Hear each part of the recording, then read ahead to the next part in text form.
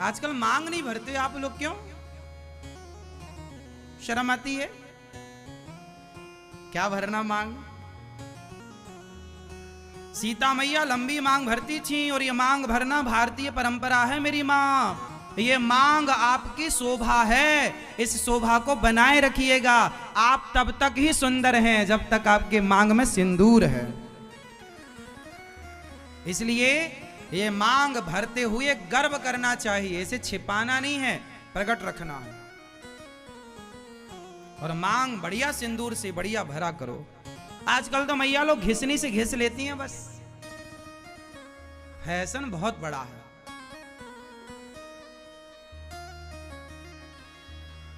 थोड़ा ज्यादा वाली मांग भरा करो। आप लोगों की है या नहीं? आजकल ना देखो फैशन पे क्या होता है, हमारी कुछ बहनें चूड़ियां एक हाथ पे पहनती ही नहीं है, और एक हाथ पे घड़ी, एक हाथ पे चूड़ी नहीं, एक हाथ पे घड़ी, एक हाथ पे चूड़ी, एक हाथ पे घड़ी। चूड़ी पहनना चाहिए। गांव में कहावत कहते हैं कि भगवान दुश्मन की बेटी का हाथ खाली ना करें। हाथ खाली का मतलब क्या है? हाथ खाली का मतलब जानते हो? नहीं, ये नहीं जानती, जरा बताओ इनको। हाथ खाली का मतलब क्या होता है? हाथ खाली का मतलब जानते हैं? हाँ, अभी पता लगा ना। हाँ, हाथ खाली का मतलब क्या होता है?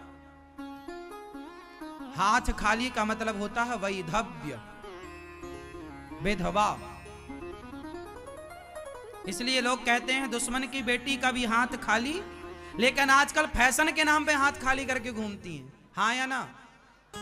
चूड़ियां नहीं होती कुछ हाथों में, चूड़ियां होनी चाहिए। हाँ, जल्दी जल्दी चेंज कर लो।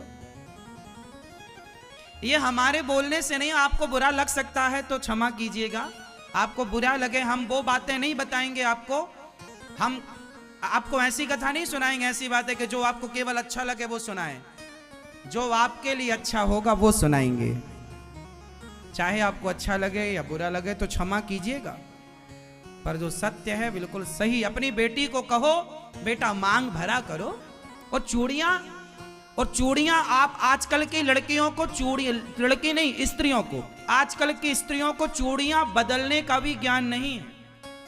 आप लोग जब चूड़ियां बदलती हो ना तो पूरा उतार लेती हो सारी चूड़ियां, क्योंकि सेट पहनना है ना पूरा एक कलर का, तो वो सारी चूड़ियां उतारती हो नहीं। इसलिए हमारे यहाँ एक परंपरा है कि एक लाल कलर की चूड़ी होती है जो माता जी को चढ़ती है। वो चढ़ी हुई चूड़ी प्रसाद के रूप में माताएं पहनती हैं। और जब आप चूड़ियां बदलती हो तो एक चूड़ी आपके हाथ में होनी चाहिए, एक चूड़ी आपके हाथ में आखिरी में होनी चाहिए, फिर आप बदलो। पीछे एक चूड़ी पड़ी रहे, या सारी पहन के उसको हटा सकते हैं। सेट यदि आपका बिगड़ रहा है, कलर कॉम्बिनेशन नहीं बैठ रहा, तो आप बाद में उसको हटा लो, पर आखिरी में एक चूड़ी होनी चाहिए। पूरा हाथ खाली नहीं होना चाहिए। पूरा हाथ तो तभी खाली होता है जब पति नहीं होता। हाँ या ना? इसलिए ये बात जरा समझाओ और सिखाओ। मांग हो, चूड़ी हो, गले में मंगलसूत्र हो, आप अपना स्वरूप ना बदलो। फैशन अच्छी बात है, आज के हिसाब से रहो, लेकिन फिर भी अपना जो मंगल श्रृंगार है, इसे मांगलिक श्रृंगार बोलते हैं। मंगलसूत्र क्यों नाम पड़ा? वो मंगलकारी है। मंगलसूत्र को मंगलसूत्र क्यों कहते हैं मैया? बताइए, सूत्र क्या है? सूत्र का मतलब होता है बंधन, है ना? जैसे रक्षा सूत्र है, भाई रक्षा सूत्र बांध दो, ऐसे मंगल सूत्र होता है। मंगल सूत्र का मतलब क्या होता है? मंगलकारी बंधन, जो हमारे जीवन को अनेक प्रकार के मंगलों से भरता हो, वो मंगलकारी बंधन को मंगल सूत्र कहते हैं। और स्त्री के गले पर क्या होना चाहिए? सदा मंगल सूत्र होना चाहिए। इसलिए मंगल सूत्र जरूरी है।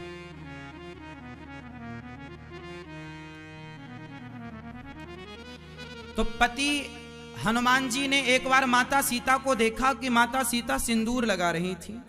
तो हनुमान जी ने कहा, माँ ये क्या लगा रही हो? बोले सिंदूर। क्यों? बोले राम जी की लंबी आयु के लिए। तो हनुमान जी बोले, क्या आपके इतने से सिंदूर लगाने से राम जी की आयु लंबी होगी? हाँ। तो सीता मैया ने कहा, जरूर होगी बेटा।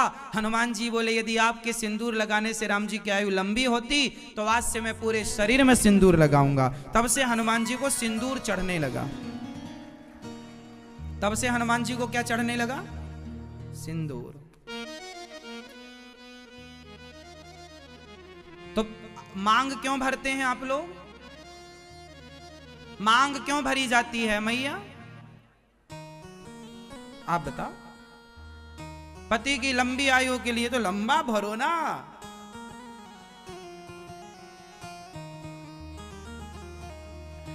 जितना लंबा सिंदूर उतनी लंबी आयु। भाई मान्यता तो यही है। अब फिर तो वो आगे भाग्य का खेल है, भगवान की इच्छा है, लेकिन फिर भी हमारा जो मांग का सिंदूर है मंगलकारी है। इसलिए आपको पता होगा बिहार में आज भी जब लड़की का विवाह होता है तो मांग उसकी यहां से स्टार्ट होती है। कहां से? कहां से? नाक से। यहां से लेकर के पूरा फिर यहां तक जाता है। वहां पर जब मांग भरी जाती है वो यहां से स्टार्ट होती है, नाक से। ये मांग। पर अब यहां से आप तो ना भरो। बिहार में आज भी ये रिवाज है और आपको देखने को मिल जाएगा। तो आप फिर भी उतना तो रखो जितना आवश्यक है। और याद रखिएगा, सिंदूर ही लगाने की बात है, घिसनी नहीं। क्या लगाने की बात है?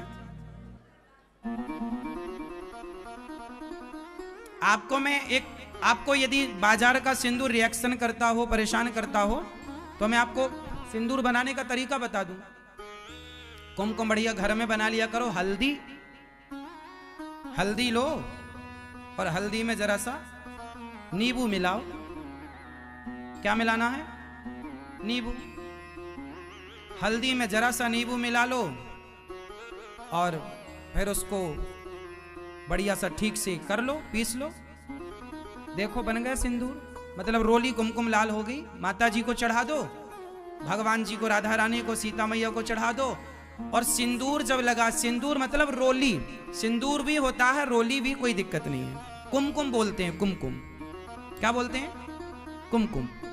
और सिंदूर ना खाली बाजार से खरीद के नहीं लगाना चाहिए। महिलाएं 90% महिलाएं गलती करती हैं कि आप लोग सिंदूर लाए, आप लोग कुमकुम लाए और आपने डायरेक्ट लगा लिया। ऐसे नहीं लगाते। पहले जो सिंदूर माथे पर लगाना हो, जो भी कुमकुम लगाना हो, पहले उस कुमकुम को, पूरी कुमकुम को एक डिब्बे में भरो, एक पात्र में भरो। और भरने के बाद सबसे पहले ले जाओ उस कुमकुम को माता जी को समर्पित कर दो। राधा रानी को, सीता मैया को, दुर्गा मैया को। पहले दुर्गा मैया की मांग में वो सिंदूर लगाओ, अर्थात सीता मैया की मांग में वो सिंदूर लगाओ।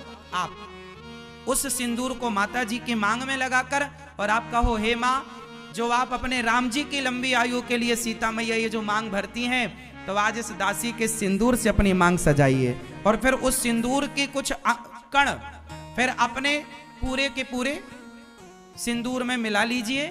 वो पूरा सिंदूर हो गया प्रसादी सिंदूर या प्रसादी कुमकुम। क्या हो गया वो सीता मैया को लगने के बाद क्या बन गई? जोर से प्रसादी बन गई। अब उस प्रसादी सिंदूर को फिर आप अपने माथे पर लगाया करो। हल्दी तो नुकसान नहीं करेगी, तो आप घर पर ही कुमकुम बना सकते हैं। पूरा केमिकल मुक्त सिंदूर कुमकुम, उसे आप बना के प्रयोग कीजिए। यदि बाजार की चीजों से आपको नुकसान है तो चलिए। तो कुल मिलाकर के इन चीजों का विशेष ध्यान रखना चाहिए, छोटी छोटी बातों का।